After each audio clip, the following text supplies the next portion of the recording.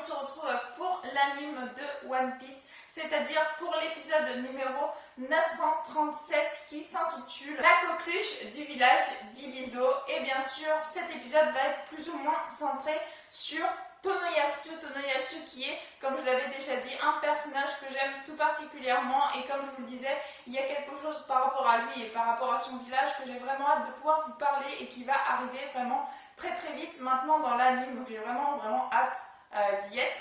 Donc on commence cet épisode avec Iyo. Donc on avait appris que Iyo détenait la technique que Luffy essayait de faire depuis bien une dizaine d'épisodes maintenant, et donc il allait pouvoir l'enseigner sûrement à Luffy qui était vraiment très enthousiaste à l'idée de pouvoir apprendre cette technique, d'avoir un maître justement pour essayer d'apprendre cette fameuse technique qu'il n'arrivait pas à reproduire, donc comme je vous le disais, pendant une dizaine d'épisodes maintenant.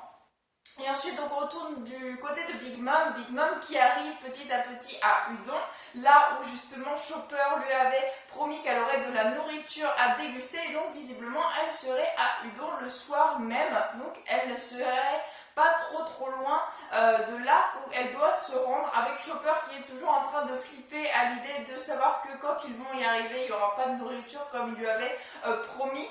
Comment elle allait réagir? Est-ce que justement elle allait se rappeler de lui et donc vouloir justement le tuer, le dévorer, le manger, comme il a l'impression donc qu'elle veut le faire? Donc il est vraiment pas rassuré, comme on l'avait vu déjà dans de précédents épisodes, donc de tout du long, qu'ils se sont retrouvés avec Big Mom sur la plage et qui l'ont donc là pour l'amener justement à Udon. Ensuite on retourne du côté de Tonoyasu, donc Tonoyasu qui avait remarqué donc le signe de leur rébellion et qui avait dit qu'il serait à leur côté, qu'il était vraiment très content que la rébellion ait lieu, que voilà, il était temps qu'il y ait justement une rébellion et que lui en ferait partie, et il appelle d'ailleurs Shinobu et Kanjuro avec des prénoms très familiers. Il rajoute Kun et Sama à la fin, même il signale Kinemon. Donc voilà, ils sont vraiment très surpris parce que même Kanjuro et Shinobu ne savent absolument pas qui est Tonoyasu, ou du moins ils ne le reconnaissent pas, donc ils ne savent pas qui c'est, alors que visiblement lui semble les connaître très bien. Et on voit d'ailleurs Tonoyasu dans son village qui est vraiment quelqu'un de très aimé, de très apprécié, qui semble se soucier des malheurs des uns et des autres, qui semble jouer avec les uns et les autres. Il est vraiment très proche de tous les habitants de son village. Il héberge d'ailleurs les malfrats de son village. Il est vraiment très proche de tous ces habitants-là. Il semble être vraiment la personne la mieux placée pour s'occuper du village, pour être vraiment là pour les autres, tout simplement. Il est là, il fait les choses par lui-même pour les autres, et vraiment un personnage d'une gentillesse qui a l'air vraiment immense. Qu'on apprend justement donc dans cet épisode qu'il est toujours là à pouvoir s'occuper des uns et des autres, à les aider, à les soigner, à jouer avec eux, avec les enfants par exemple, et il leur donne même de la nourriture, de l'argent pour qu'ils puissent justement vivre correctement, ou du moins essayer de vivre correctement au village où ils sont, donc un village vraiment le village le plus pauvre de Wano.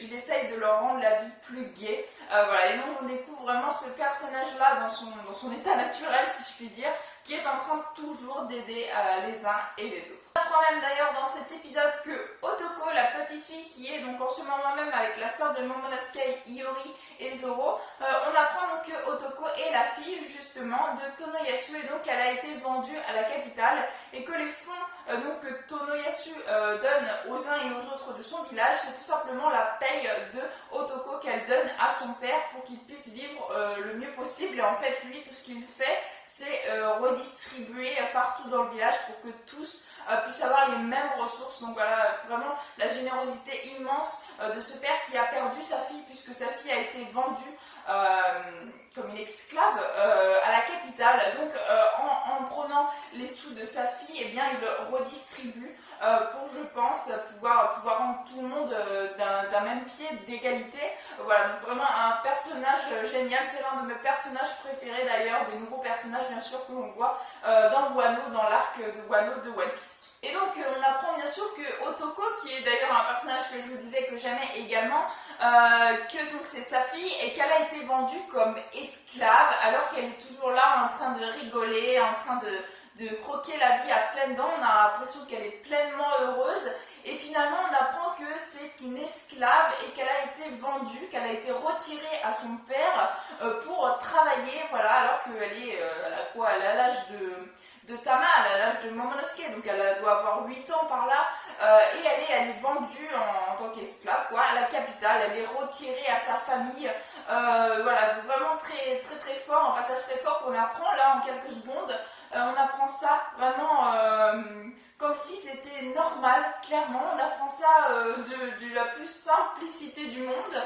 alors que c'est horrible, quoi, c'est vraiment une petite fille qu'on a retirée à sa famille, à son père, et qui doit donc en gros gagner de l'argent pour pouvoir faire vivre en gros son père et puis le village, puisque son père redonne ce fameux argent au village pour que tout se passe bien au village où Tonoyasu a tant de bonté à donner. On retourne du côté de Luffy, on s'aperçoit que c'est le soir, donc il n'aura plus de combattants. On s'aperçoit que c'est le soir, donc Luffy n'aura plus de combattants à combattre jusqu'au lendemain matin. Et donc Luffy, pendant toute la journée, malgré que Io a essayé de lui donner quelques indications, il n'a pas réussi donc à reproduire cette fameuse technique qui viendrait justement du pays de Wano et qui serait originaire du pays de Wano. Donc Luffy n'y arrive pas et il est vraiment très déçu de lui, il a hâte d'être au lendemain matin pour qu'il ait justement quelqu'un pour se battre. Et donc on a Io qui vient lui poser une question et qui lui demande mais pourquoi tu souhaites battre Kaido? Et donc Luffy voit qu'il y a bien sûr des gardes qui sont là pour voir si Luffy ne s'enfuit pas, malgré qu'il ne peut pas s'enfuir vu qu'il a un collier qui risque de le zigouiller s'il sort justement de l'arène. Du coup ils sont là pour essayer de garder justement l'emplacement où est Luffy. Et donc Luffy, ce qu'il fait, vu qu'il voit qu'il y a des gêneurs qui pourraient écouter ce qu'il dit à Io, eh bien il fait le fluide, ce qui a pour but bien sûr de mettre tous les gardes au tapis, et donc il va lui révéler que lui il souhaite être bien sûr le roi des pirates, et que pour être le roi des pirates il doit il doit combattre plus ou moins donc tous les Yonko, tous les empereurs, les 4 empereurs qu'il existe, et donc Kaido est sur son chemin là en ce moment même, donc bien sûr eh bien, il doit le combattre et gagner ce fameux combat. Et donc suite à ça, on a justement on a Reizo et Karibo qui arrivent tous les deux en même temps. Donc on s'aperçoit que les clés justement que Reizo avait réussi à dénicher, c'était les clés finalement des menottes donc de Karibo. Et donc Karibo va plus ou moins se faire allier avec Luffy. Justement, on apprend également que donc, dans la prison de Udon, il y a plusieurs prisons dans Wano, et que donc, dans celle de Udon et donc 4 autres, il y a plus ou moins la plupart des prisonniers qu'il y a, c'est des prisonniers qui ont été faits prisonniers justement parce qu'ils ont voulu trahir Orochi.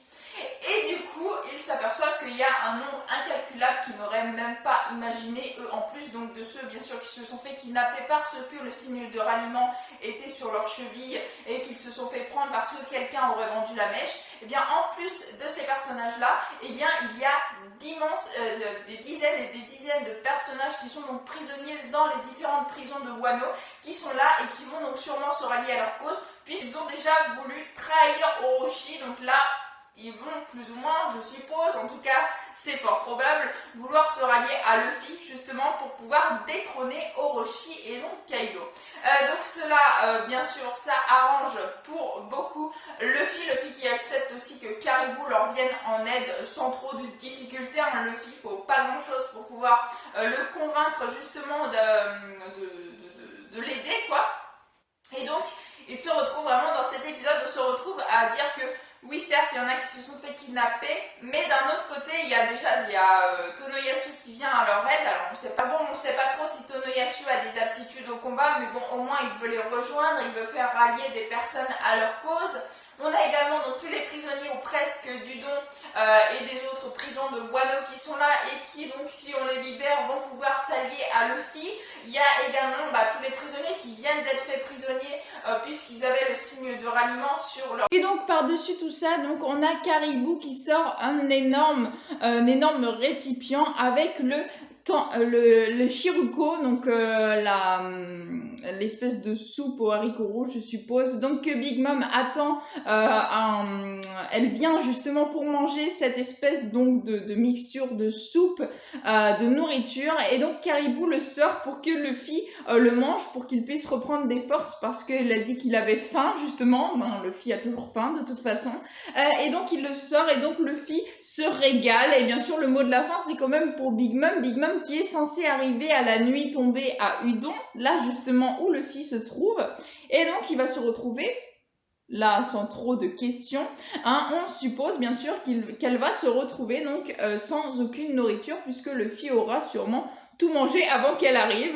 Voilà, et l'épisode se termine comme ça. Alors franchement cet épisode était plutôt très intéressant, parce que justement on apprend que plus ou moins aux quatre coins de Wano, on a des alliés à Luffy qui vont s'allier à lui sans qu'il puisse le penser. Enfin, il pensait pas qu'ils auraient justement des alliés par milliers, si je puis dire.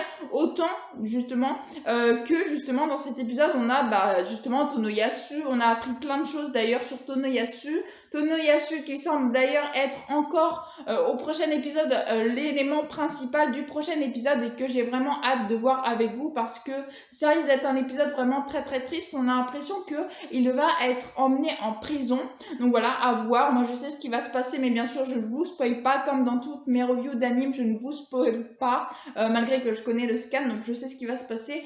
J'ai vraiment hâte d'en parler avec vous. Voilà, on va arriver vraiment dans les épisodes que j'avais très très hâte de pouvoir parler avec vous, de savoir comment vous allez ressentir les choses, malgré que vous êtes très peu nombreux à me suivre pour l'anime de One Piece. C'est pas grave, je suis vraiment très très hâte de pouvoir vous en parler. Donc voilà, je pense que c'est ainsi que je vais conclure cette petite vidéo, qui en tout cas pour ma part, pour cet épisode, je l'ai vraiment beaucoup aimé comparé à d'autres épisodes de One Piece que je trouve un peu trop plan-plan. Celui-ci, personnellement, je l'ai énormément apprécié. Donc voilà, en tout cas, j'espère que vous aurez passé un bon moment en ma compagnie. Si vous avez aimé, n'hésitez pas à liker, à commenter, à partager et à vous abonner, ça ferait vraiment très très plaisir. Je vous souhaite une excellente fin de journée, portez-vous bien, et moi je vous dis à la prochaine.